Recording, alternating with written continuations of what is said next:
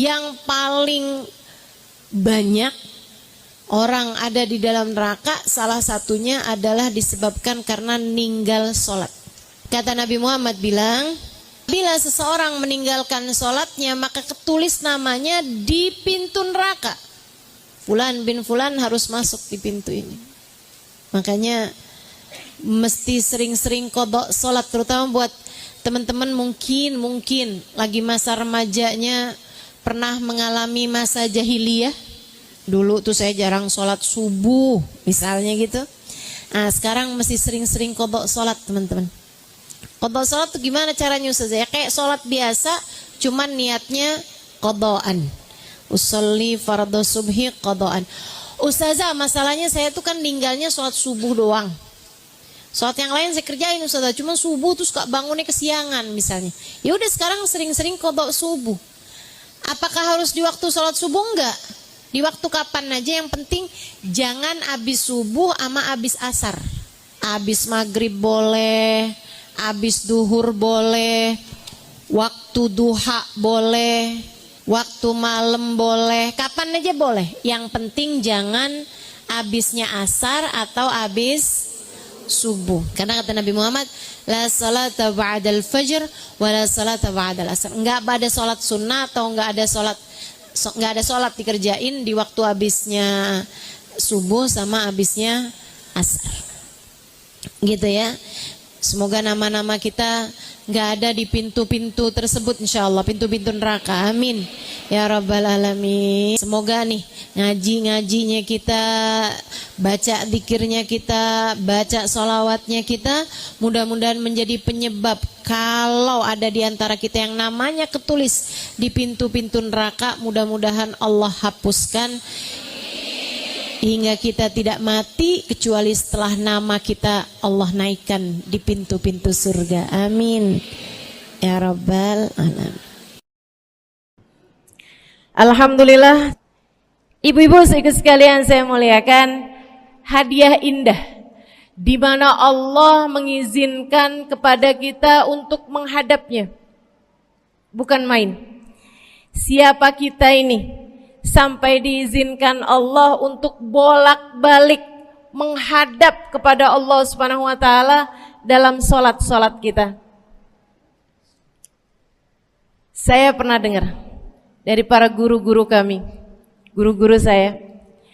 Mereka mengatakan di saat orang salat, di saat kamu salat, di saat saya salat, bukan hanya karena saya mau sholat, kamu mau sholat, akan tetapi karena kamu dianggap mulia di mata Allah, sehingga Allah izinkan dirimu untuk menghadap padanya. Ketika saya sholat, bukan hanya karena saya mau sholat, akan tetapi karena saya punya nilai di mata Allah, sehingga Allah izinkan kepada saya untuk menghadap padanya. Sebaliknya, ketika kamu tidak mau sholat, bukan hanya karena kamu tidak mau sholat, akan tetapi karena kamu sudah jatuh dalam pandangan Allah, terhina dalam pandangan Allah, sehingga Allah tidak lagi mengizinkan kepadamu untuk menghadap kepadanya. Ketika seseorang tidak sholat, bukan hanya karena dia tidak mau sholat, akan tetapi karena ia sudah tidak lagi bernilai di mata Allah, sehingga Allah tidak izinkan dia untuk menghadap padanya.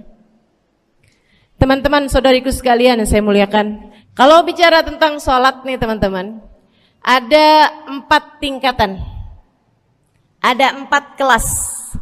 Untuk kamu melihat sholatmu sudah ada di kelas yang mana. Kalau saya boleh bilang kelas teratasnya nih kelas bisnis, oke lah ya. Kelas bawahnya lagi kelas, atasnya kelas eksklusif ya, kelas eksekutif. Terus bawahnya lagi kelas bisnis, bawahnya lagi kelas, tapi ada 4 kelas, bawahnya lagi kelas gerbong. Nggak naik dalam kereta nih ya. Kelas yang paling bawah kita bahas nih, kelas gerbong nih. Kayaknya naik di atasnya nih ya, di gerbongnya. Teman-teman sikut sekalian, orang yang di saat mengerjakan sholat, dia kerjakan juga, tapi merasanya sebagai beban. Ya ampun, udah maghrib aja, baru juga asar. Ya ampun, males banget dah. Ini gak ada rusuh nih. Kita kan lagi jalan-jalan nih. Kita kan lagi belanja nih di Tanah Abang. Itu jamaah aja gimana sholatnya. Nah ini orang-orang yang menganggap sholatnya sebagai beban. Malas kalau disuruh sholat, terutamanya subuh. Terutamanya sholat subuh. Ini Allah ceritakan orang-orang yang seperti ini adalah kelompoknya orang munafik. Naudzubillah. Alladzina idza qamu ila sholati qamu kusala. Orang-orang yang kalau disuruh sholat bangun juga sih, tapi malas banget. Setan nih nemenin dia, kayak naroin batu di atas kepalanya, bikin dia berat mau ngerjain sholat. Kalau lagi tidur, ngipas-ngipasin matanya, bobo aja lagi. 5 menit lagi, 5 menit lagi. Bangun-bangun udah siang. Pernah terjadi padamu?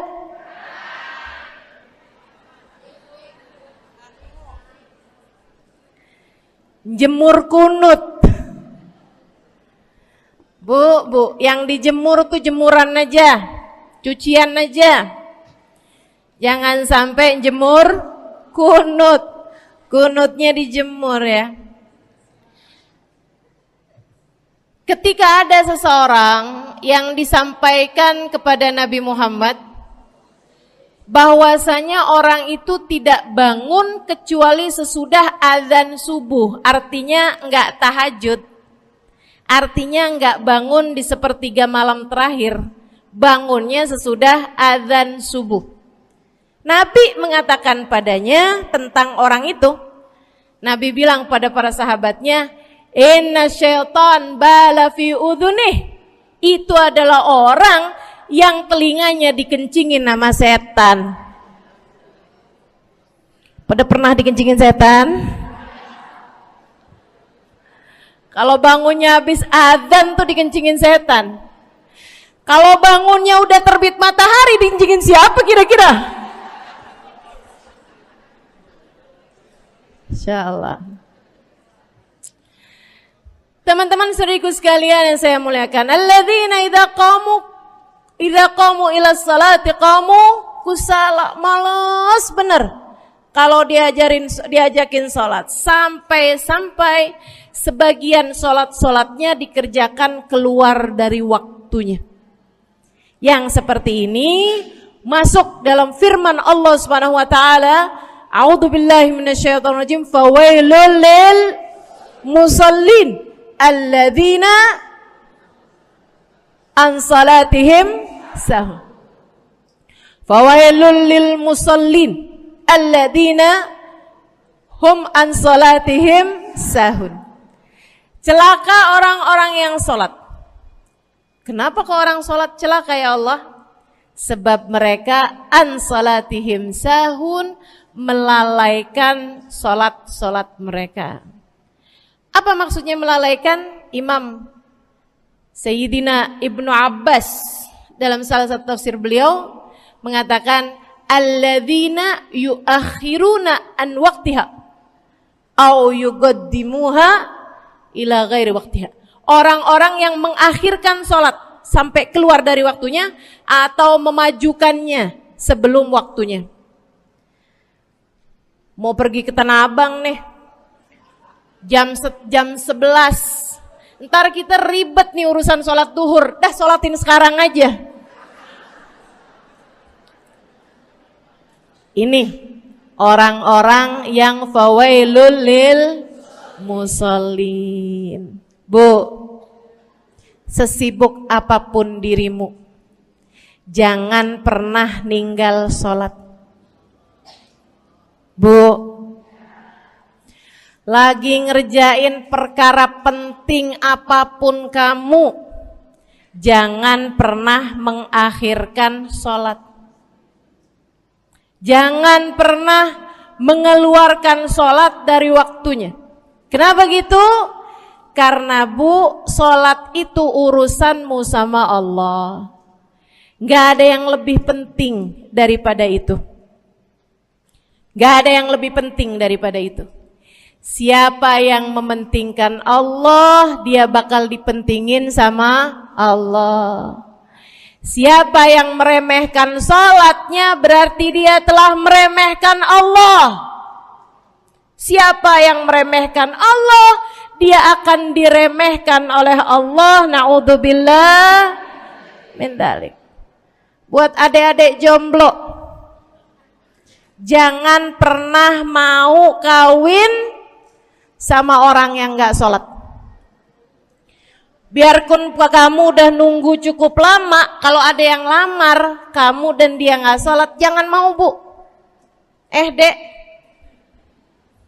ibu-ibu juga, kalau ada yang janda di sini,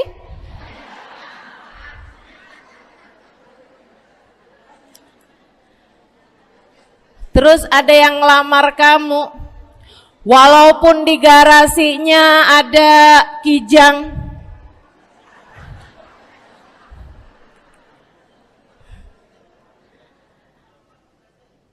ada bebek, motor maksudnya ya, datang melamar kamu, jangan terima. Orang yang gak sholat, kamu jangan mau jadi istrinya. Kenapa? Saya kasih tahu ya, Allah aja dia tinggalin, apalagi kamu.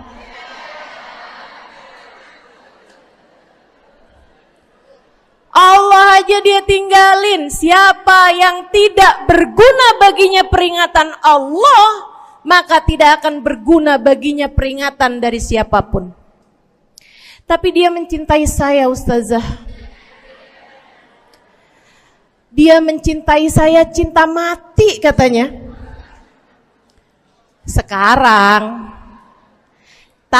tungguin setahun 2 tahun, cintanya hilang, tinggal matinya. Tapi dia mencintai saya luar biasa Ustazah, dia tak sanggup hidup tanpa saya. Itu namanya cinta monyet. Tungguin 2 tahun, cintanya hilang, tinggal. Jangan temenan sama orang gak sholat, dia telah jatuh di mata Allah. Maka kita pun belajar buat jadi orang-orang yang terus mendaki, terus meraih rahmatnya Allah, terus belajar buat jadi salah satu orang yang dipandang dengan rahmat oleh Allah Subhanahu wa taala.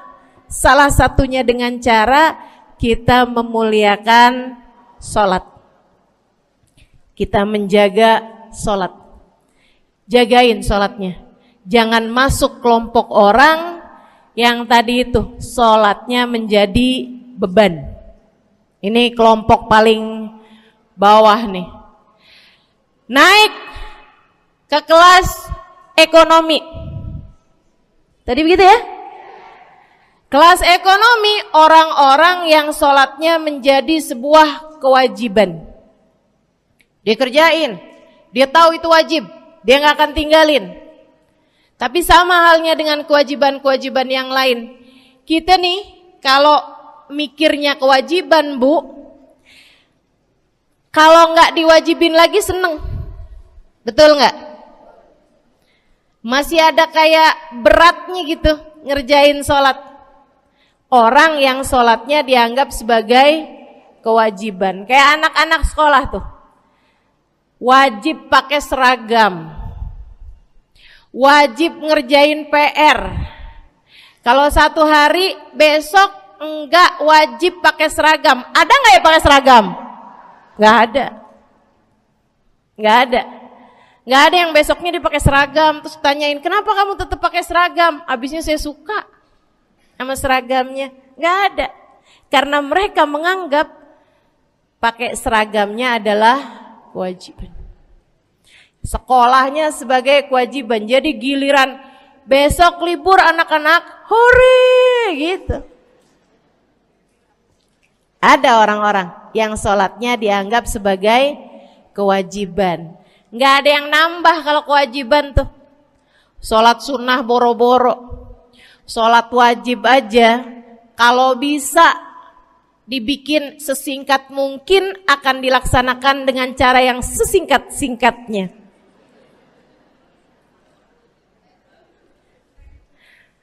Habis ruku i'tidal sujud cepet bener ya. Malaikat raqib sama malaikat atid nih udah tahu aja kalau dia sholat. Habis ghairil maghdubi alaihim waladdallin. Malaikat atid bilang sama malaikat raqib, kulhu, catat kulhu udah pasti.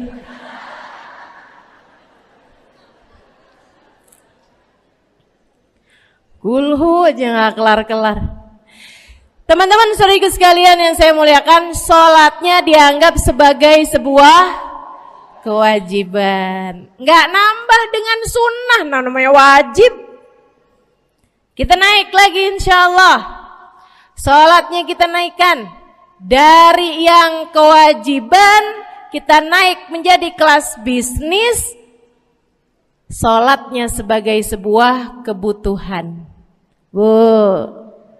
Mudah-mudahan nih ibu-ibu, teman-teman semuanya yang sedang menyimak kajian pada hari ini, saya doakan, karena saya berharap saya pun juga didoakan agar menjadi salah satu orang yang sudah berada dalam tingkatan ini. Sholat kita tahu adalah kebutuhan kita. Sama kayak kebutuhan makan, Bu. Ibu kenyang nggak kalau makan nasi doang 2 piring? Kenyang. Siapa yang bilang nggak kenyang?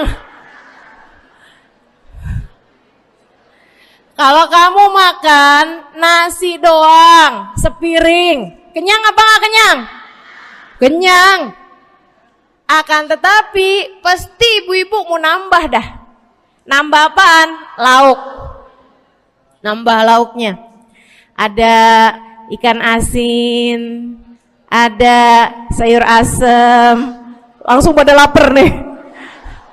Ada sambal. Masya Allah, ada tempe goreng. Udah ibu ya, tetangga lewat kagak nyadar. Masya Allah. Teman-teman saya sekalian, kita nambah, bahkan udah kenyang pun kita masih cari lagi tambahan. Makanan apa nih yang bisa kita makan? Karena kita tahu makan adalah sebuah kebutuhan kita. Kita perlu sama makan. Kita butuh sama makan. Maka demikian pula dengan orang-orang yang sholatnya sudah dia tahu adalah sebagai sebuah kebutuhan. Cukup sih duhur 4 rakaat, dia nambah. Ada qobliyahnya, ada ba'diyahnya. Jam-jam 9 pagi nggak ada sholat wajib sih, tapi pengen ngemil, ya Bu ya, dengan cara kerjain sholat duha. Malam-malam abisnya isya, ampun mau tidur, ingat katanya Nabi, pesannya kepada Sayyidina Abu Hurairah, wasani habibi, kata Abu Hurairah, an utir qabla an anam. Kekasih saya Nabi besar Muhammad, kata Abu Hurairah, kasih pesan pada saya untuk jangan tidur sebelum sholat witir. Jadi habis kelar sholat isya langsung sambung sama witirnya. Dia tahu sholatnya adalah sebagai sebuah kebutuhan. Kebutuhan. Saya butuh untuk sholat karena saya butuh kepada Allah. Saya perlu sholat karena saya perlu kepada Allah. Saya perlu sholat Karena saya tahu urusan saya sebesar apapun saya rasakan adalah kecil dalam pandangan Allah. Saya perlu sholat karena permasalahan dalam hidup saya yang saya rasakan sebesar gunung di atas pundak saya, di atas punggung saya, di hadapan Allah tak sampai seperti setitik debu yang mudah saja untuk Dia angkatkan dari kehidupan saya. Maka kita pun menjadikan sholat sebagai sebuah kebutuhan. Lagi sakit, jangan ninggalin sholat. Kenapa? Kamu menghadap kepada yang punya kesehatan. Lagi banyak utang, jangan ninggal sholat. Sama, jangan utang lagi. Karena kamu menghadap kepada pemilik segala kekuasaan, pemilik dunia dan akhirat, pemilik semua uang di atas muka bumi ini adalah Allah. Makanya Habib Ali Habsyi, penulis kitab Maulid Simtud Durar, yang tadi ibu-ibu baca, maulidnya, beliau pernah bilang, ada dalam salah satu diwan beliau, diwan tuh syair-syair beliau itu ya. Ali idza qad marid syafahu fi'lus shalah la'alla syirrus sifa fi wad'i tilkal jibah.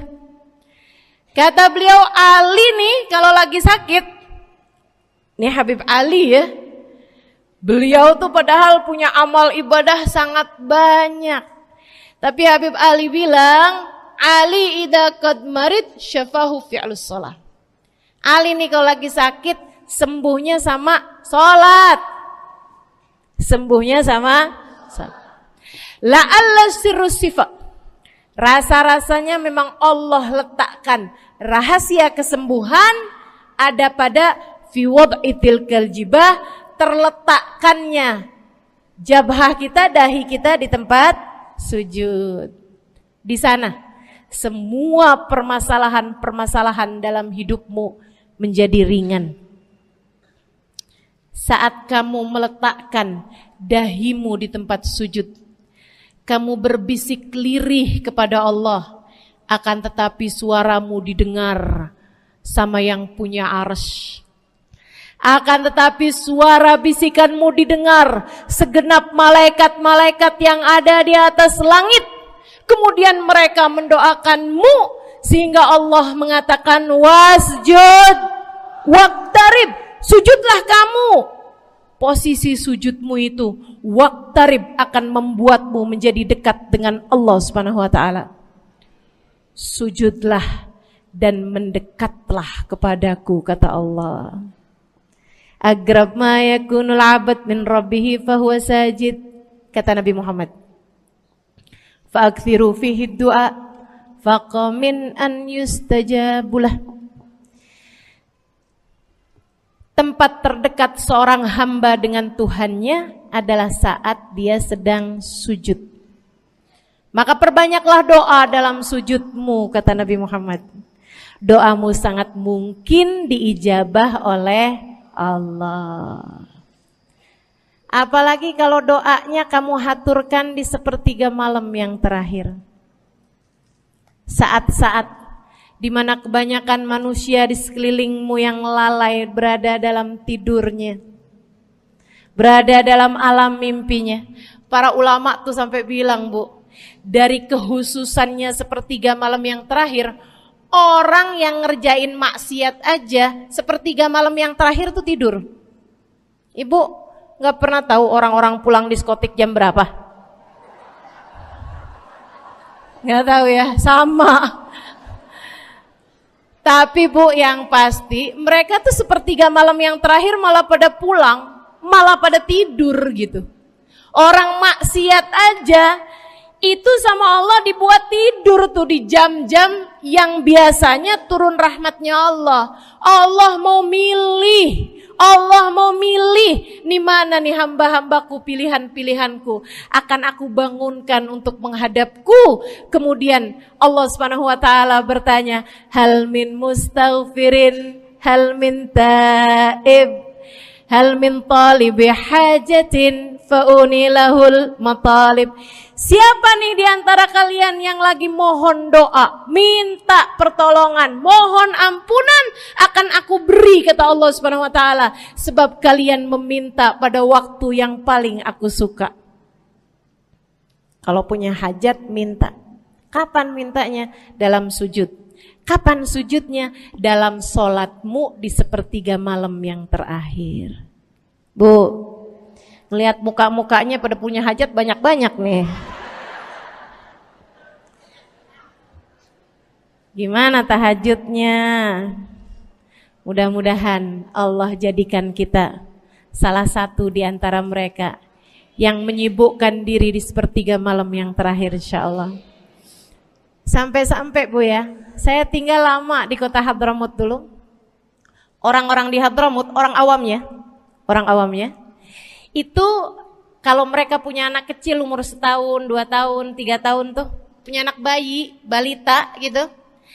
Kalau mereka bangun di sepertiga malam yang terakhir, mereka akan membangunkan anak-anaknya walaupun buat main.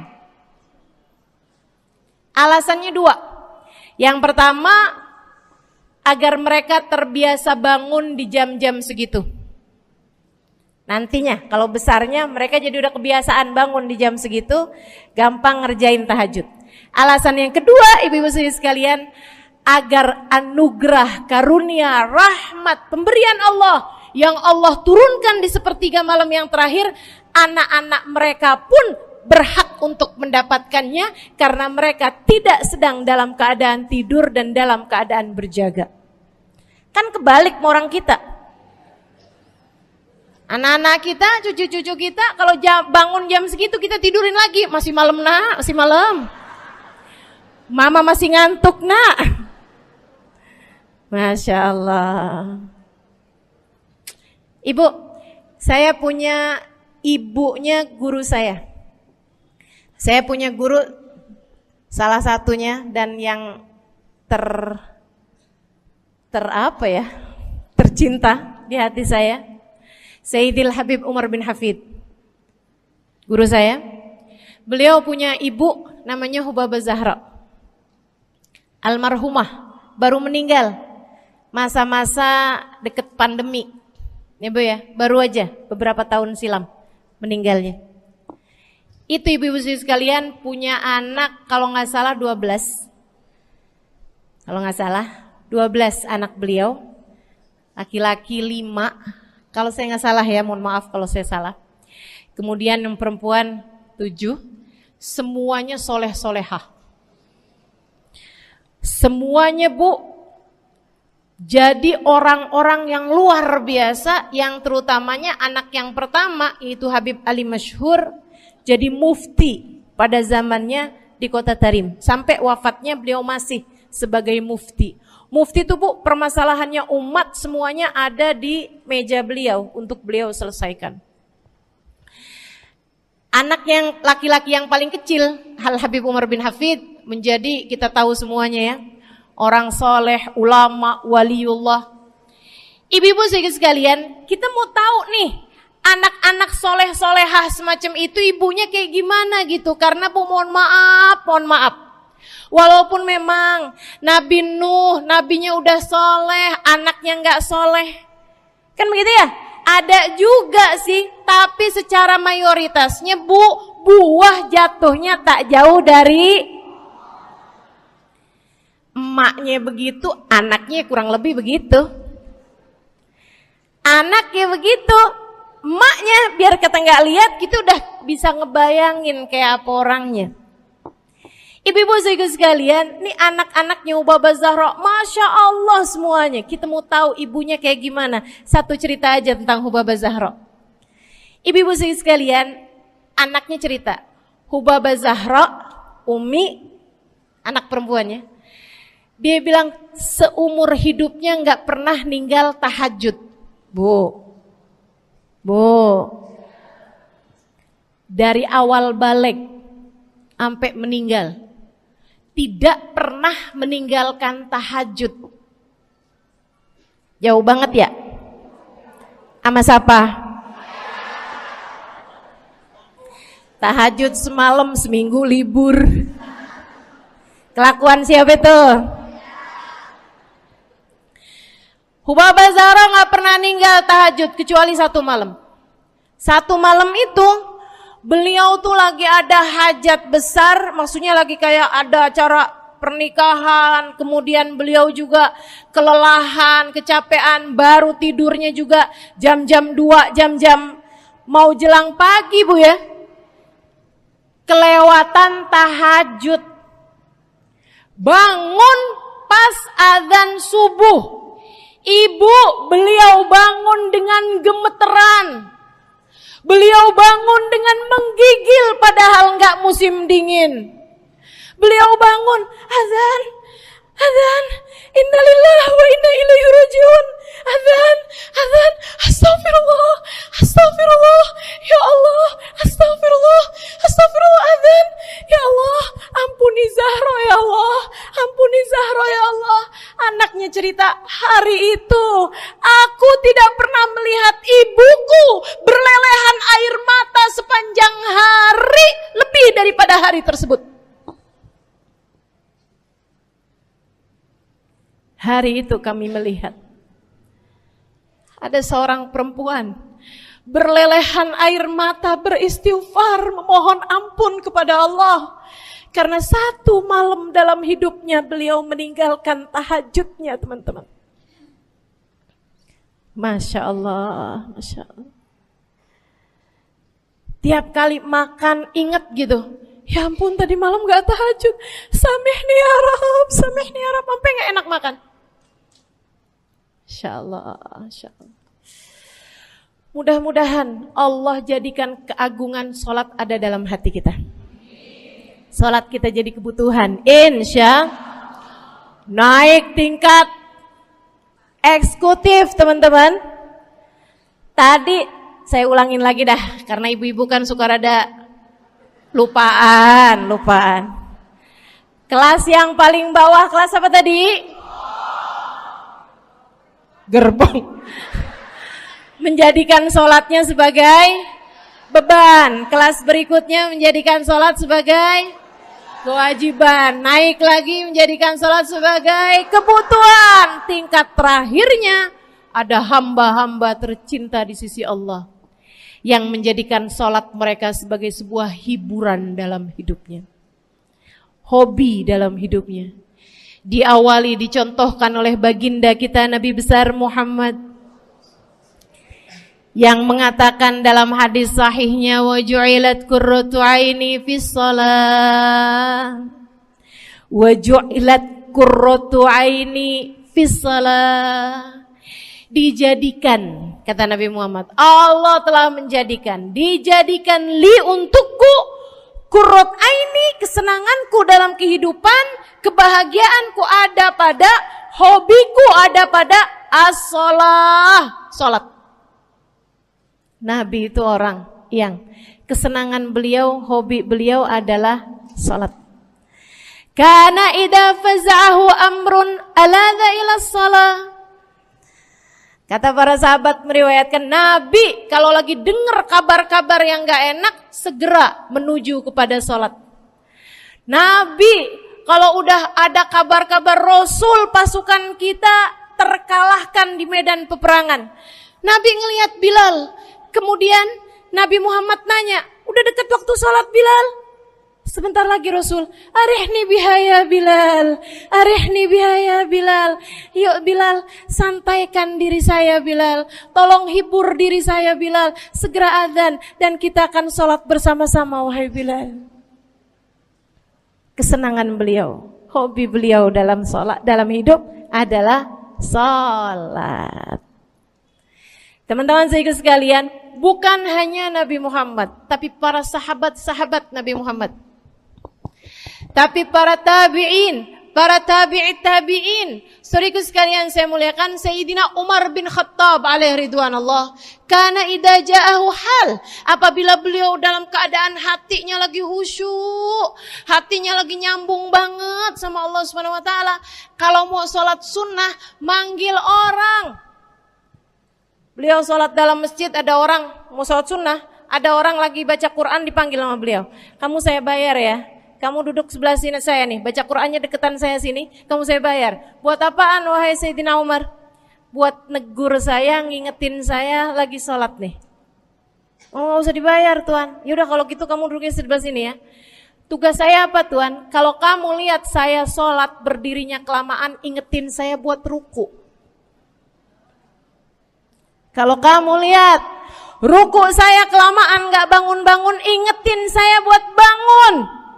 Kalau kamu lihat sujud saya kelamaan, ingetin saya buat duduk. Karena saya sekarang ini kalau lagi berdiri baca Al-Quran, lupa buat ruku. Dari nikmatnya bacaan Quran beliau. Baik Tuhan.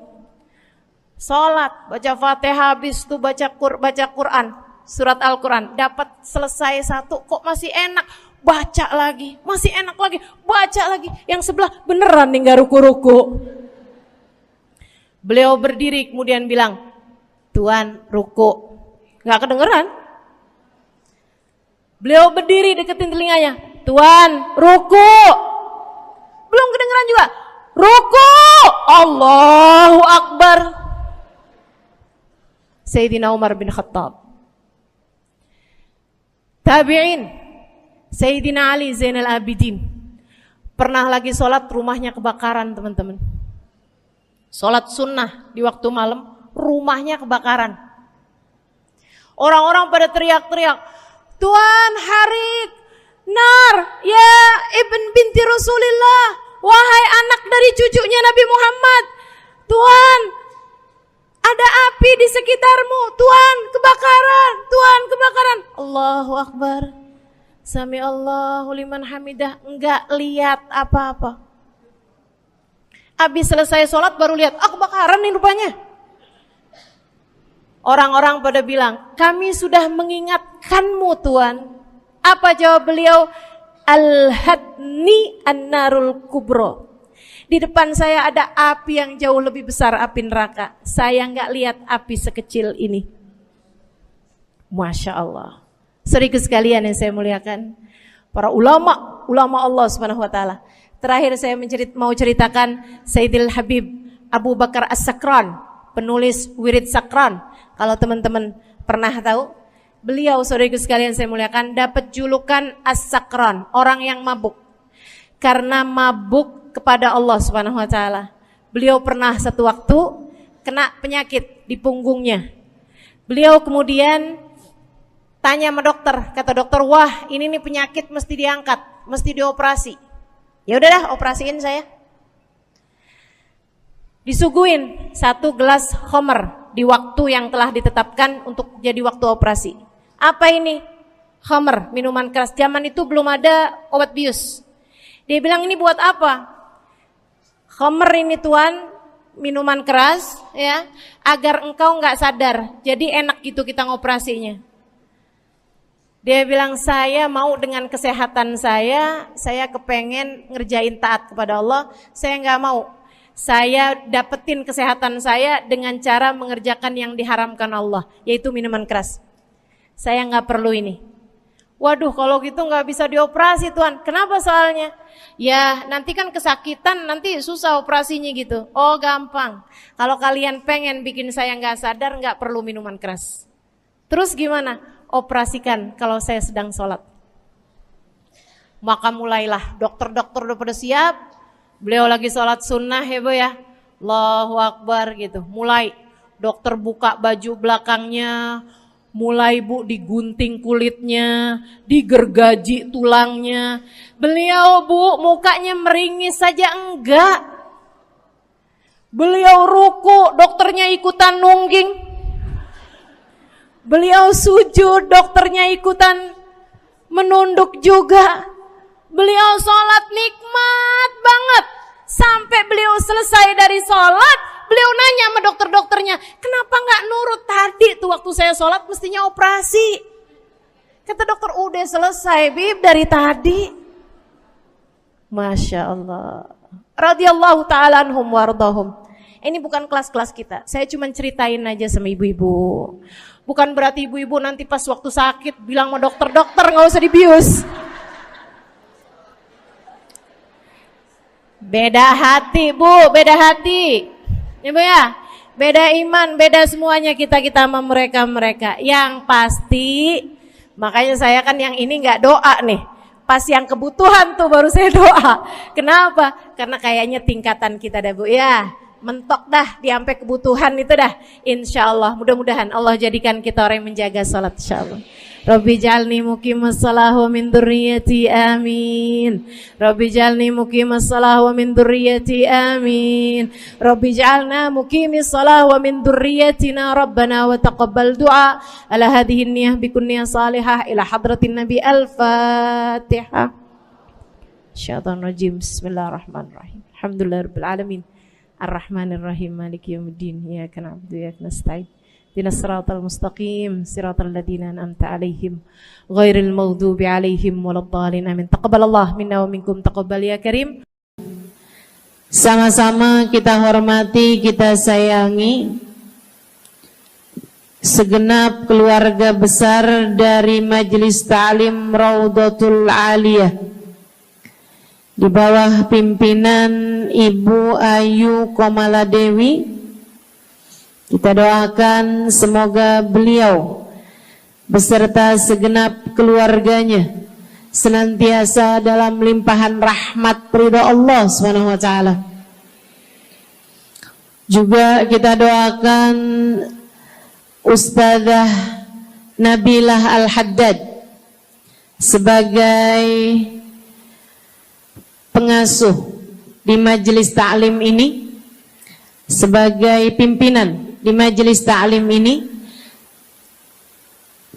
Bu Ayu dan Ustazah Nabilah sekeluarga semuanya insyaallah senantiasa dalam pandangan kasih sayang Allah SWT. Panjangkan umurnya, disehatkan badannya, dimudahkan urusannya, kabulkan hajatnya, semakin dicinta Allah SWT dan Rasulnya. Para ustadzah, para hubabah, para syarifah, para pimpinan pondok pesantren, para pimpinan majelis ta'lim, yang mudah-mudahan semuanya dalam limpahan rahmat ridha Allah SWT, serta tentu saja semua yang hadir di majelis ini, baik ibu-ibu, kakak-kakak, adik-adik, anak-anak, yang mudah-mudahan semuanya dirahmati Allah, disayang Allah, dibahagiakan Allah, diistiqomahkan jalannya menuju ridha Allah Subhanahu wa taala insyaallah, diistiqomahkan jalannya menuju surga Allah Subhanahu wa ta'ala. Amin ya rabbal alamin. Qul amantu billah thumma istaqim, kata Nabi Muhammad sallallahu alaihi wasallam kepada seorang pemuda yang meminta nasihat, ya Rasulullah ausini, wahai Rasul, tolong nasihati aku. Kita kalau ketemu orang mulia, jangan minta duit, Bu. Kita kalau datang ketemu sama orang-orang yang kita tahu doanya mustajab, sangat soleh, hidupnya baik, apalagi jika dia adalah kekasih Allah Subhanahu wa taala. Kamu kalau berjumpa dengan ulama, jangan minta sesuatu yang duniawi. Tirulah para sahabat ketika berjumpa dengan Nabi Muhammad. biasanya mereka meminta satu dari dua hal. Yang pertama, mereka minta doa. Ida'ili ya Rasulullah, doakan aku wahai Rasul. Ibu juga gitu. Kalau ketemu sama ulama, ketemu orang soleh, ketemu kiai, ketemu habib yang kita tahu doanya mustajab, bertemu Hubabah, mintalah doa. Tapi jangan hanya sekedar urusan doa duniawi, Bu. Doa duniawi itu yang gimana Ustazah? Doa yang kalau diijabah nggak akan manfaat begitu kamu masuk dalam alam kubur. Itu namanya doa duniawi. Ustazah, doakan saya biar saya cepat kebeli rumah. Bu, kalau mati rumahnya dibawa gak?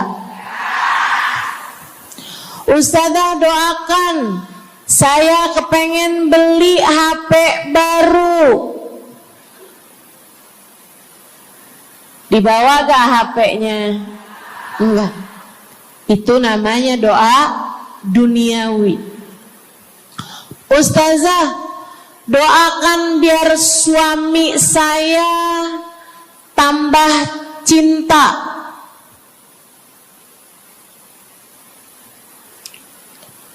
Kalau mati suaminya dibawa gak, Bu? Walaupun kamu mau, dia gak bakalan mau, Bu. Sesuatu yang sifatnya duniawi. Ustazah, doakan biar anak saya soleh. Duniawi apa bukan? Bukan. Sebab kesolehan anak akan jadi tambahan bekal bagimu ketika kamu masuk dalam alam kubur. Jadi nggak boleh nih Ustazah doa urusan duniawi atau minta didoakan urusan-urusan duniawi. Boleh, tapi jangan cuma itu. Nanti takutnya kamu nyesel. Kalau selama di dunia kamu doanya hanya untuk urusan dunia, takutnya begitu masuk dalam kuburan sudah tidak ada lagi doa yang akan Allah ijabah untukmu ketika kamu ada dalam alam kubur nanti. Sayang-sayang. Jadi kalau doa, prioritaskan urusan akhirat. Insya saya berasa banget jadi orang yang sering dimintain doa sekaligus juga sering minta doa. Saya kalau ketemu orang saleh, ketemu habaib, ketemu hubabah, saya akan minta doa, nggak pernah minta duit saya.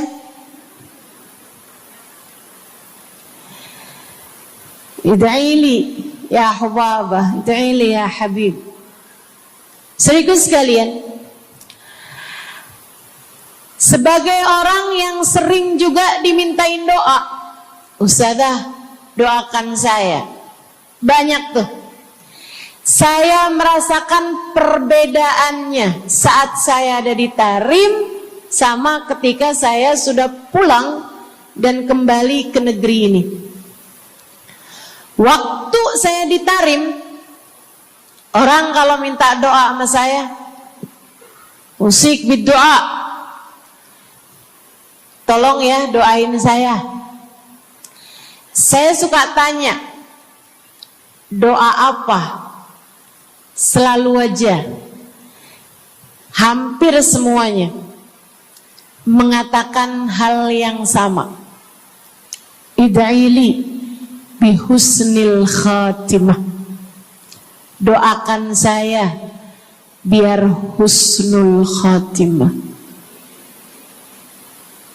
Begitu nyampe ke Indonesia, kalau ada orang bilang, Ustazah doain saya, biasanya lanjut tuh, doanya minta apa langsung dibilang, gak pakai tanya. Ustazah doain saya biar utang cepat lunas.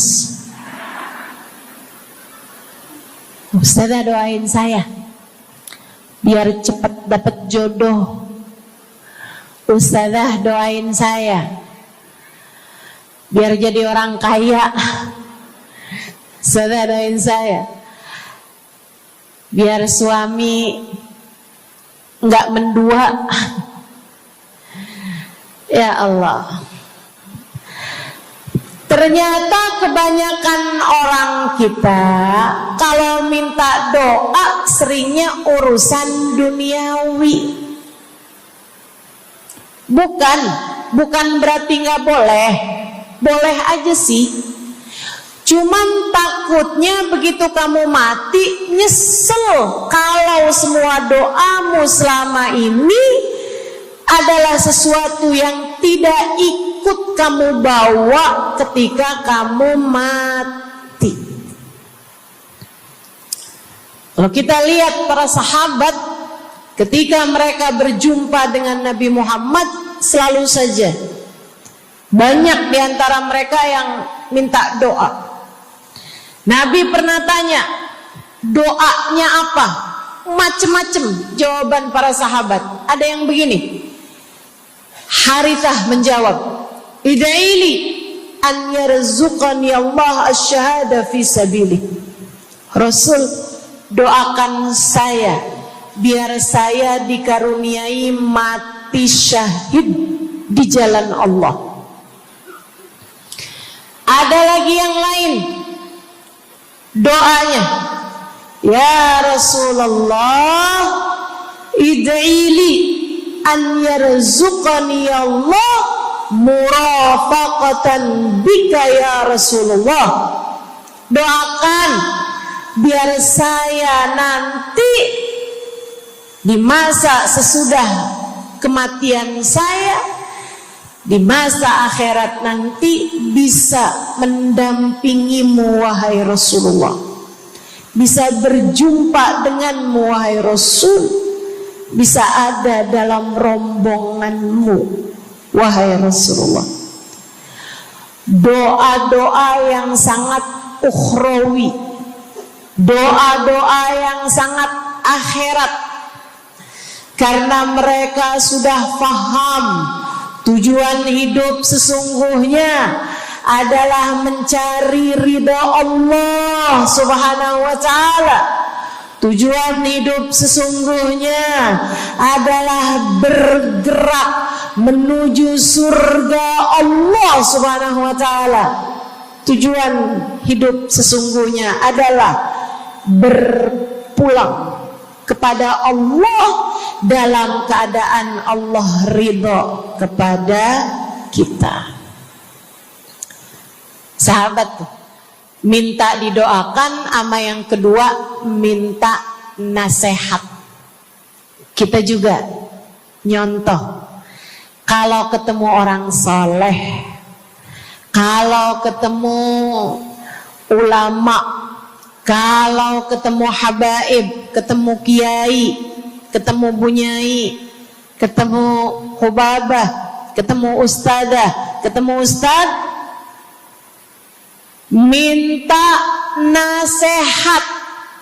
Selain daripada minta doa, mintalah nasihat. Hal ini dicontohkan oleh para sahabat kepada Nabi Muhammad. Datang seorang pemuda berjumpa Nabi Muhammad sallallahu alaihi wasallam. Kemudian bertanya, ya Rasulullah, ausini, wahai Rasulullah, berikanlah nasihat kepadaku ini. Nabi Muhammad tersenyum, senang, bangga, karena mengerti bahwa umatnya faham apa yang harus diminta dari nabinya. Nabi berkata kepadanya, "Qul amantu billah tsumma istaqim." Kata Nabi Muhammad, ucapkanlah, aku beriman kepada Allah, kemudian istiqomahlah kamu di jalan Allah. Nasihat Nabi Muhammad buat pemuda tersebut, nasihat Nabi Muhammad buat pemuda-pemuda umatnya sepanjang zaman, nasihat Nabi Muhammad buat umatnya baik yang muda maupun yang tua, baik laki-laki maupun perempuan, baik yang pintar maupun yang kurang pintar. Semua umatnya dinasehati sama Nabi Muhammad. Karenanya akan saya sampaikan hal ini kepadamu hari ini. Quli, ucapkanlah, amantu billah, aku beriman kepada Allah. Tsumma istaqimi, kemudian istiqomahlah kamu, wahai saudariku, di jalan Allah. Katakanlah, aku beriman kepada Allah, kemudian istiqomahlah. Istiqomahlah. Nasihat yang sangat indah dari baginda kita Nabi besar Muhammad, yang Allah karuniakan kepadanya jawami'al kalim, dapat selalu berbicara dengan kata-kata yang ringkas tapi padat. Nabi itu ucapannya ringkas tapi padat. Nggak kayak saya, Bu, udahlah panjang dan ya, mudah-mudahan Allah jadikan ucapan-ucapan kita jadi kalimat-kalimat yang akan membawa kita menuju surga. Jadi ucapan-ucapan yang akan bawa kita menuju ridha Allah Subhanahu wa taala. Ibu-ibu, kita sama-sama belajar biar kalau ngomong itu enggak panjang-panjang, akan tetapi bermutu, berkualitas. Terutama Bu, ibu kalau ngomong sama anak-anak ibu, kadang-kadang panjang bener. Padahal itu aja, anak sampai hafal. Iya mah, katanya gitu. Betul gitu? Nabi kalau ngomong pendek aja tapi penuh makna. Nabi kalau bicara seringkali nggak panjang-panjang tapi sangat berarti. Satu hadis beliau saja bisa disyarahkan, diberi keterangan, hingga bahkan berkitab-kitab banyaknya. Ibu-ibu sekalian, Salah satu dari ucapan ringkasnya Nabi Muhammad, amantu billah, kata Nabi. Qul amantu billah, tsumma istaqim.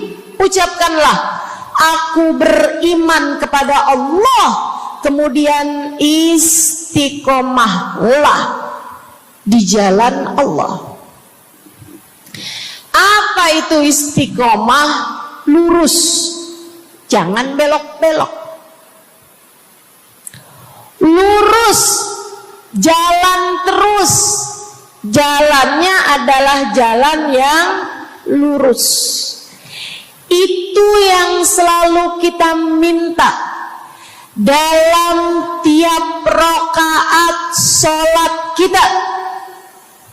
Kita berdoa kepada Allah, ihdinas siratal, ya Allah, tempuhkanlah untuk hidup kami ini jalan-Mu yang lurus. Sama kayak kamu lagi bilang, ya Allah, karuniakanlah dalam kehidupan kami keistiqomahan di jalan-Mu ya Allah. Kamu selalu minta istiqomah 17 kali sekurangnya tiap hari. Betapa sangat pentingnya istiqomah ini, saudaraku sekalian. Berada dalam jalan yang lurus. Saya mau bahas jalan lurus yang dimaksud ini apa aja. 1, kamu harus lurus imannya. Amantu billah, aku beriman kepada Allah. Kata Nabi Muhammad sallallahu alaihi wasallam, qul amantu billah, ucapkanlah aku beriman kepada Allah. Maka istiqomah tersebut yang nomor 1 adalah dalam urusan keimanan.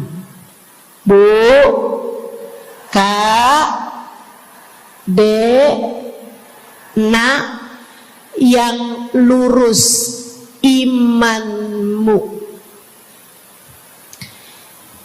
Iman yang lurus tuh yang gimana, Ustazah? Iman yang lurus adalah memahami 2 kalimat syahadat yang menjadi pintu gerbang keimananmu. Orang kalau masuk Islam, dia jadi orang yang beriman, dia mengucapkan kalimat syahadat. Apa itu? La ilaha illallah. Yang pertama. Yang kedua, Muhammad Rasulullah. Tidak ada Tuhan selain Allah. Itu harus kamu miliki dalam hatimu secara lurus, istiqomah. Gak ada Tuhan selain Allah. Jangan hari ini Tuhannya Allah, besoknya Tuhannya duit. Apapun aja yang disuruh sama duit, yang ada duitnya, yang haram-haram pun diterjang. Lah kenapa begitu? Saudaraku sekalian, qul amantu billah, ucapkan aku beriman kepada Allah. Aku faham arti la ilaha illallah. Tidak ada Tuhan selain Allah. Tidak ada yang mengatur kehidupan selain Allah. Tidak ada yang memberi rezeki selain Allah. maka berimanlah kepada Allah. Kalau ada istri bilang sama suaminya, kalau kamu nanti pulang bawa duit, ahlan wa sahlan, selamat datang. Tapi kalau kamu pulang nanti nggak bawa duit, silakan tidur di luar.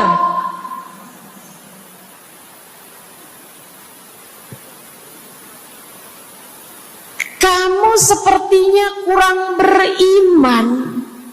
Kamu lupa bahwa pemberi rezeki bukan suamimu, melainkan yang ngasih rezeki itu cuma satu, Bu. Namanya bukan pekerjaan, bukan atasan, bukan pemerintah. Yang ngasih rezeki cuma Allah Subhanahu wa ta'ala. Maka berimanlah atas hal itu. Jangan nyalahin si ini, nyalahin si itu. Imanmu benerin. Imanmu benerin. Banyak orang saya liatin itu suka pada repot urusan rezeki. Banyak banget. Di dunia ini nih banyak yang suka repot urusan rezeki. Ngejar dunia abis-abisan. Ngejar duit segala macam cara. Sampai omongannya nggak jadi omongan orang beriman. Waktu dibilangin, jangan nyari rezeki yang haram. Cari rezeki yang halal. Jangan berani ngambil yang bukan hakmu. Dia bilang begini nih. Ya, Ustazah nggak tahu zaman sekarang. Jangankan nyari yang halal, nyari yang haram juga susah saja.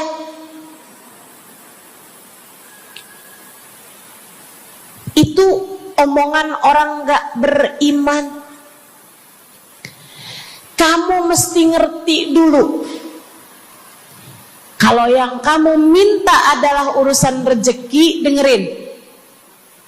Kalau yang kamu minta urusan rezeki, kamu harus datang kepada alamatnya.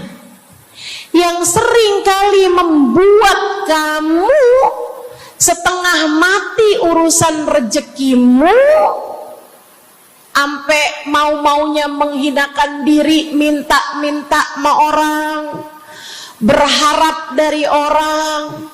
Seorang ibu berharap dari anaknya, seorang istri berharap dari suaminya. Saudariku sekalian, yang sering kali membuat kamu tersiksa urusan rezeki adalah karena kamu salah alamat. Kamu salah alamat. Kamu sedang tersesat jalan.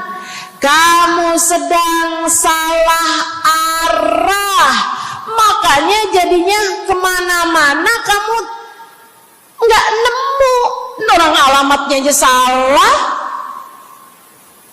Ini kalau kamu mau ke Kubah Mas, tapi kamu perginya ke Taman Mini,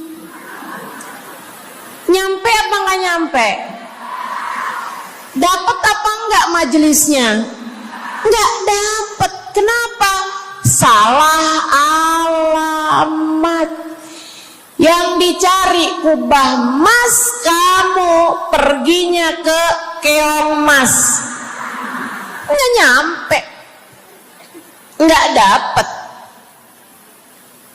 Saya kasih tahu padamu, alamat rezekimu ada pada Allah.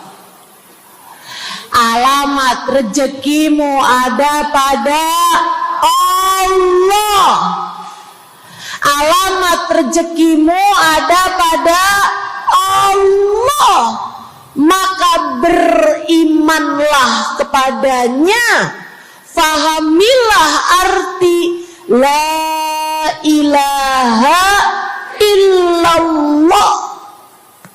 Tidak ada Tuhan kecuali Allah.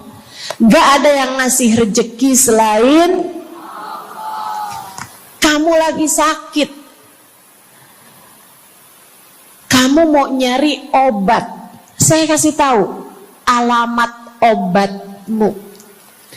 Alamat yang bisa menyembuhkanmu hanya satu, namanya urusan rezeki. Allah sudah bilang, huwar razzaq dzul quwwatil matin. Allah lah satu sang pemberi rezeki, Allah lah satu sang pemilik kekuatan sejati. Jadi kamu kalau mau nyari rezeki, datanglah ke alamatnya, datanglah kepada Allah. Kamu lagi mau nyari kesehatan, jangan salah alamat. Datanglah kepada sang pemilik kesehatan. Alamatnya yaitu Allah yang telah mengatakan, فَإِذَا مَرِضْتُ فَهُوَ يَشْفِينِ. Katanya Nabi Allah Ibrahim, apabila saya sakit, maka hanya Allah lah yang maha menyembuhkan. Berarti nggak boleh pergi ke dokter gitu Ustazah? Silahkan pergi ke dokter, pergi ke apotik, datang kepada orang yang doanya mustajab, minta didoakan. Tapi semua hanyalah sebab, semua hanyalah wasilah. Sang penyembuh sejati adalah Allah.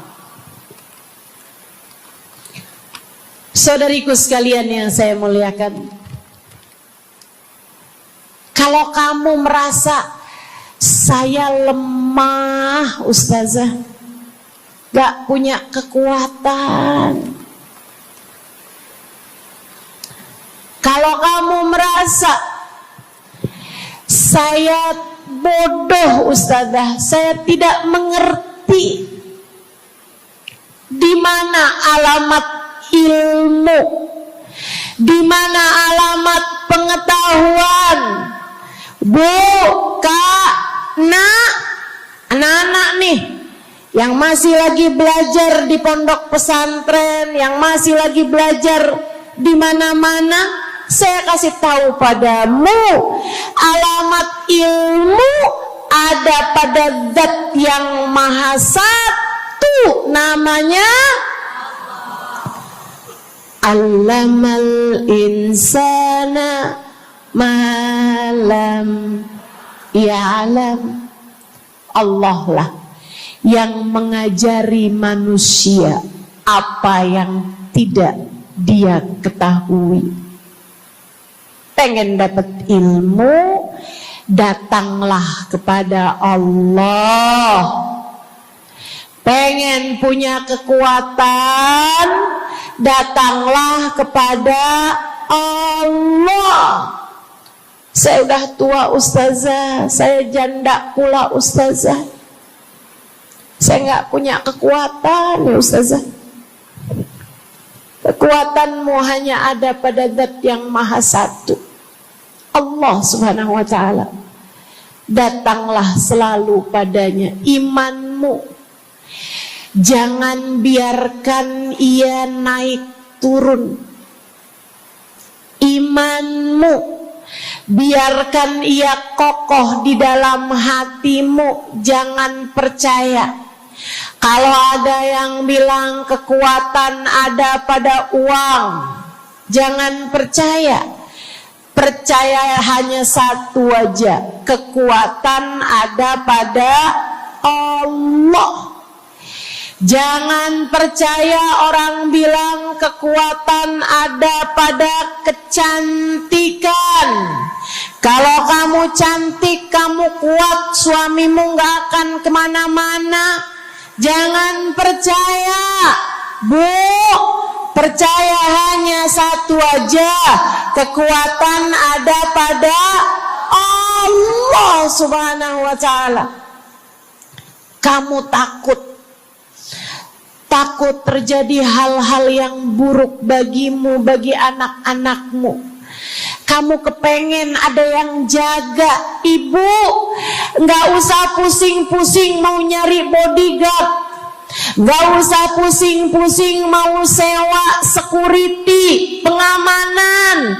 Sebab sang pemberi keamanan hanya satu, namanya wallahu ya'simuka minan nas.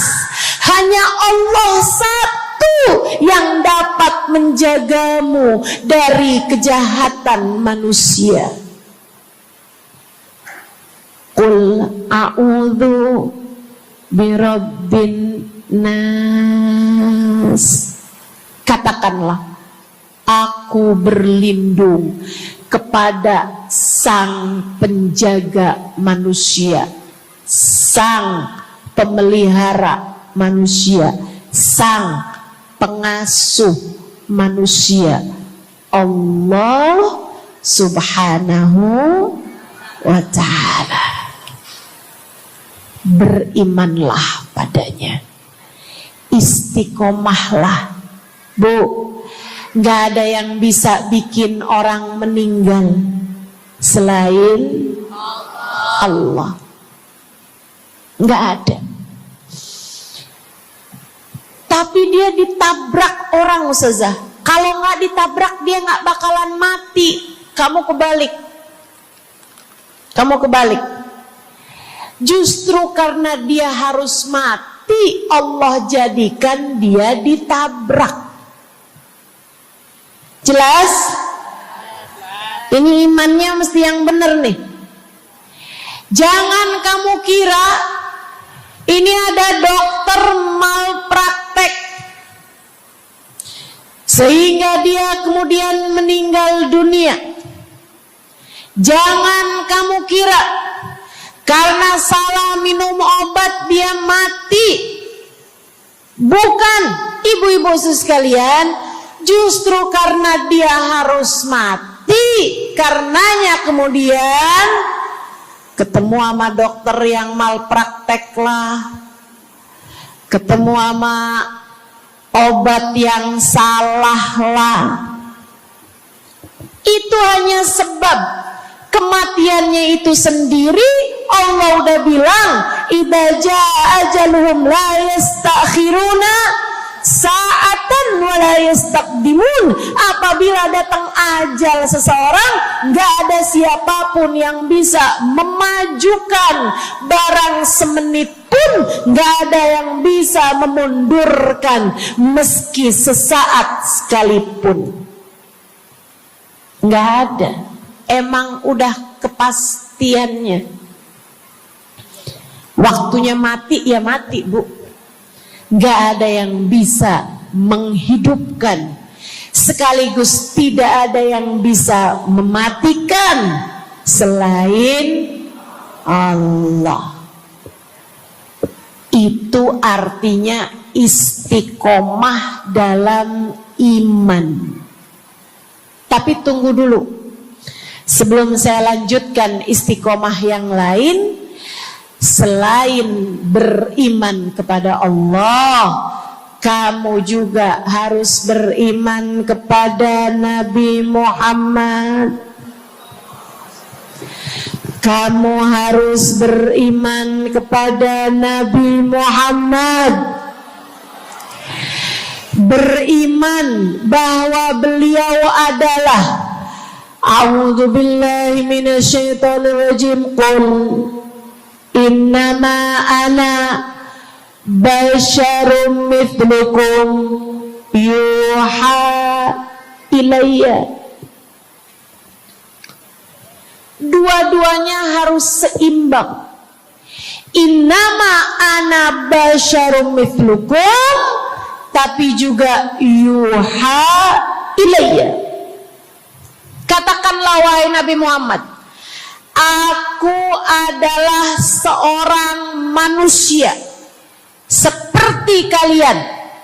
Saya punya badan, saya punya perasaan. Kalau nggak makan-makan saya lapar. Kalau habis makan nggak minum saya haus. Kalau beberapa hari saya nggak tidur saya ngantuk. Qul innama ana basyarun, sampaikan kepada manusia, aku adalah seorang manusia seperti kalian juga. Ama anak cinta, lama nggak ketemu sama istri kangen. Katakan wahai Nabi Muhammad, ana basyarum mithlukum, saya manusia seperti kalian juga. Kalau ada yang disayang kemudian meninggal, sedih. Karena Nabi adalah seorang manusia. Tapi tunggu dulu. Beliau tidak hanya sekedar manusia. Itu adalah satu sisi kehidupan Nabi Muhammad. Jangan lupa, innama ana basyarum mithlukum, tapi yuha ilayya, aku diberi wahyu, aku hamba wahyu, aku berbincang-bincang dengan Allah, kalian tidak. Aku berbicara langsung dengan Allah, kata Nabi Muhammad, kalian tidak. Aku dituruni malaikat Jibril, kalian tidak. Aku diberi wahyu Al-Quran 30 juz, kalian tidak barang seayat pun. Nih, kalau saya perhatikan, imannya umat manusia yang beriman kepada Allah sekalipun menjadi cacat ketika tidak beriman kepada Nabi Muhammad. Lihatin, mohon maaf, orang Yahudi beriman kepada Allah. Kamu kalau nanya sama orang Yahudi, Tuhanmu siapa? Allah. Tapi mereka nggak beriman kepada Nabi Muhammad. Apakah mereka disebut orang yang beriman? Tidak. Orang Nasrani, apakah mereka beriman kepada Allah? Iya. Tapi apakah mereka beriman kepada Nabi Muhammad? Tidak. Apakah mereka beriman? Tidak. Bahkan umat Islam ada yang mempercayai sesudah Nabi Muhammad ada nabi yang lain, namanya Mirza Ghulam Ahmad, sehingga mereka menyebut agama mereka Islam, tapi agama Islamnya pakai ada kelanjutannya, Islam Ahmadiyah. Apakah mereka beriman? Tidak. Sebab syarat iman selain la ilaha illallah juga ada Muhammad Rasulullah. Bahkan Bu, ada banyak di antara kita orang-orang yang iman kepada Allah luar biasa. Tapi kalau urusan kepada Nabi Muhammad, kalau lagi diceritain Isra Mi'raj, dia bilang Nabi Muhammad tuh gak usahlah segitu amat diperayakan Isra Mi'rajnya. Nabi Muhammad tuh Isra Mi'raj cuman sekedar ruhnya aja, badannya nggak pakai Isra Mi'raj. Jadi Nabi itu orang ngelihatnya kayak tidur aja, ruhnya aja yang melayang-layang. Isra Mi'raj bener, tapi ruhnya aja, badannya nggak pakai pergi. Jadi kalian nggak usah berlebih-lebihan sama Isra Mi'raj. Oh kenapa gitu? Kamu nggak percaya sama Isra Mi'raj, sama badan-badannya Nabi sekalian? Kamu nggak percaya, kenapa? Ya karena itu nggak masuk akal. Manusia kan nggak bisa kayak gitu. Nabi Muhammad kan manusia. Kamu lupa bahwa Nabi walaupun manusia, beliau adalah yuha ilayya. Beliau adalah hamba wahyu. Yang paling banyak orang ada di dalam neraka, salah satunya adalah disebabkan karena ninggal sholat. Kata Nabi Muhammad bilang, bila seseorang meninggalkan sholatnya, maka ketulis namanya di pintu neraka. Fulan bin Fulan harus masuk di pintu ini. Makanya mesti sering-sering qadha sholat, terutama buat teman-teman mungkin lagi masa remajanya pernah mengalami masa jahiliyah. Dulu tuh saya jarang sholat subuh misalnya gitu. Nah sekarang mesti sering-sering qadha sholat teman-teman. Qadha sholat tuh gimana caranya Ustazah? Ya kayak sholat biasa, cuman niatnya qadhaan. Usolli fardhu subhi qadhaan. Ustazah masalahnya saya tuh kan ninggalnya sholat subuh doang. Sholat yang lain saya kerjain Ustazah, cuma subuh terus kak bangunnya kesiangan misalnya. Ya udah sekarang sering-sering qadha subuh. Apakah harus di waktu sholat subuh? Enggak. Di waktu kapan aja, yang penting jangan abis subuh sama abis asar. Abis maghrib boleh, abis duhur boleh, waktu duha boleh, waktu malam boleh, kapan aja boleh. Yang penting jangan abisnya asar atau abis subuh. Karena kata Nabi Muhammad, la salata ba'dal fajr wa la salata ba'dal asar. Enggak ada sholat sunnah atau enggak ada sholat dikerjain di waktu habisnya subuh sama habisnya asar. Gitu ya. Semoga nama-nama kita nggak ada di pintu-pintu tersebut insyaallah, pintu-pintu neraka. Amin ya rabbal alamin. Semoga nih ngaji-ngajinya kita, baca zikirnya kita, baca sholawatnya kita, mudah-mudahan menjadi penyebab kalau ada di antara kita yang namanya ketulis di pintu-pintu neraka, mudah-mudahan Allah hapuskan hingga kita tidak mati kecuali setelah nama kita Allah naikkan di pintu-pintu surga. Amin ya rabbal alamin. Alhamdulillah, ibu-ibu sekalian saya muliakan, hadiah indah di mana Allah mengizinkan kepada kita untuk menghadapnya. Bukan main. Siapa kita ini sampai diizinkan Allah untuk bolak-balik menghadap kepada Allah Subhanahu wa taala dalam salat-salat kita. Saya pernah dengar dari para guru-guru kami, guru-guru saya. Mereka mengatakan di saat orang salat, di saat kamu salat, di saat saya salat, bukan hanya karena saya mau sholat, kamu mau sholat, akan tetapi karena kamu dianggap mulia di mata Allah, sehingga Allah izinkan dirimu untuk menghadap padanya. Ketika saya sholat, bukan hanya karena saya mau sholat, akan tetapi karena saya punya nilai di mata Allah, sehingga Allah izinkan kepada saya untuk menghadap padanya.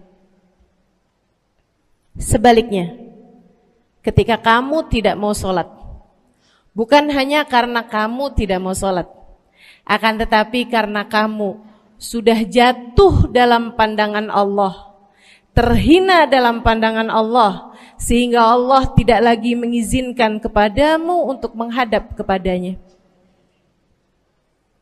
Ketika seseorang tidak sholat, bukan hanya karena dia tidak mau sholat, akan tetapi karena ia sudah tidak lagi bernilai di mata Allah, sehingga Allah tidak izinkan dia untuk menghadap padanya. Teman-teman, saudariku sekalian yang saya muliakan, kalau bicara tentang sholat nih teman-teman, ada 4 tingkatan, ada 4 kelas. Untuk kamu melihat sholatmu sudah ada di kelas yang mana. Kalau saya boleh bilang kelas teratasnya nih kelas bisnis, oke lah ya. Kelas bawahnya lagi kelas atasnya kelas eksklusif ya, kelas eksekutif. Terus bawahnya lagi kelas bisnis, bawahnya lagi kelas. Tapi ada 4 kelas, bawahnya lagi kelas gerbong. Nggak naik dalam kereta nih ya.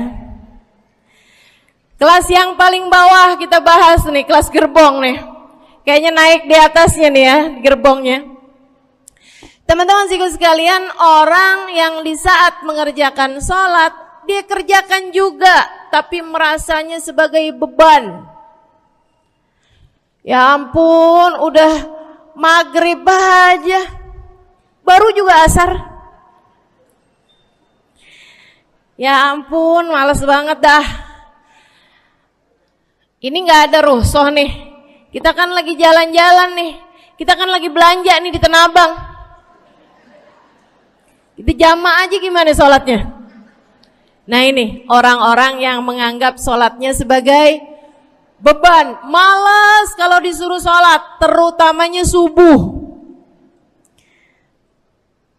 Terutamanya sholat subuh.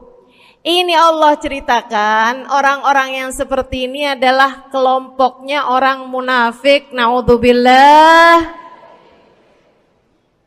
Alladzina idza qamu ila sholati qamu kusala.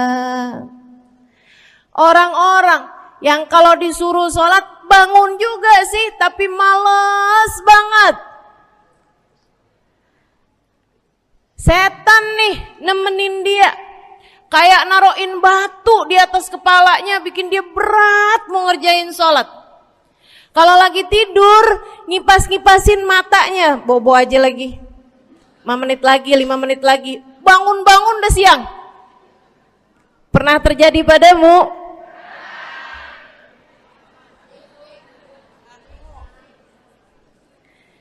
Jemur kunut. Bu, yang dijemur tuh jemuran aja, cucian aja.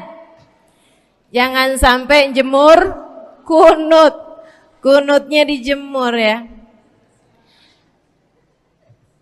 Ketika ada seseorang yang disampaikan kepada Nabi Muhammad bahwasanya orang itu tidak bangun kecuali sesudah azan subuh, artinya enggak tahajud.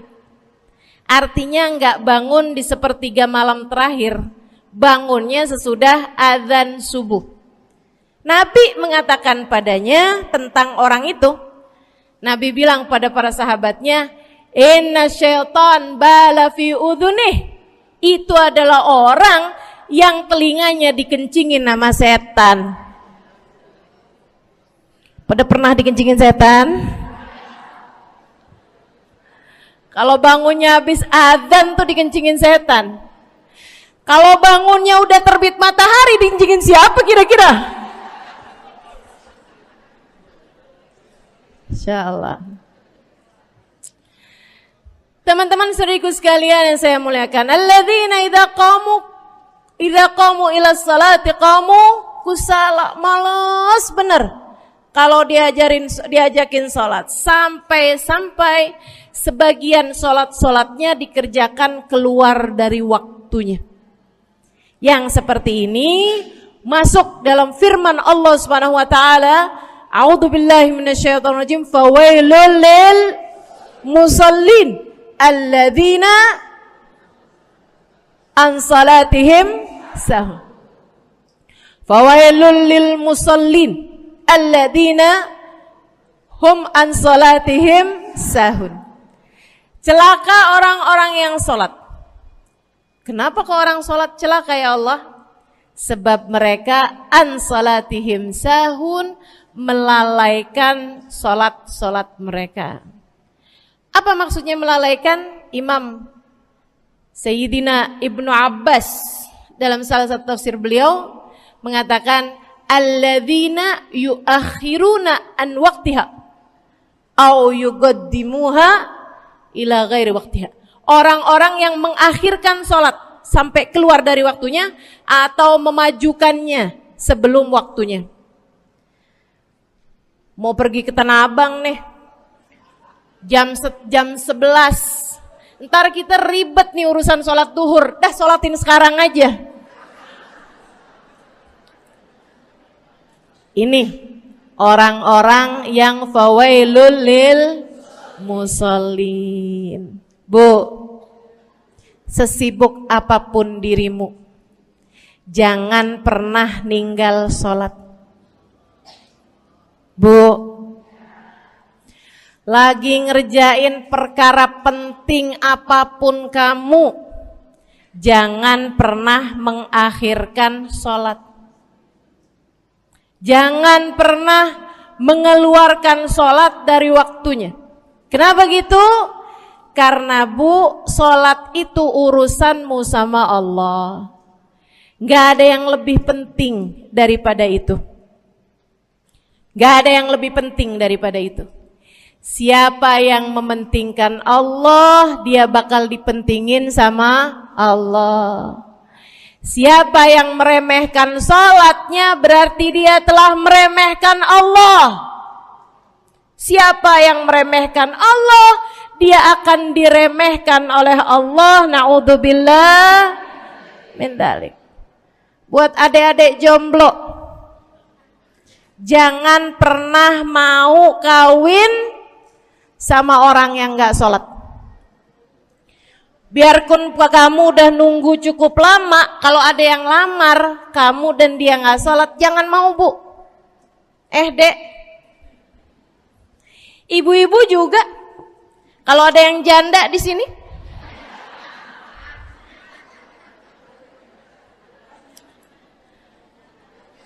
terus ada yang lamar kamu, walaupun di garasinya ada kijang,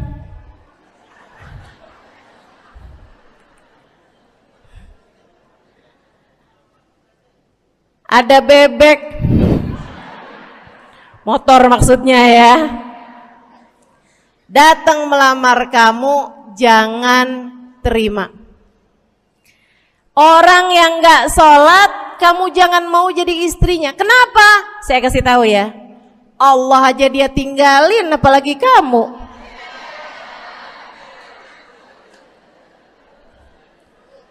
Allah aja dia tinggalin. Siapa yang tidak berguna baginya peringatan Allah, maka tidak akan berguna baginya peringatan dari siapapun.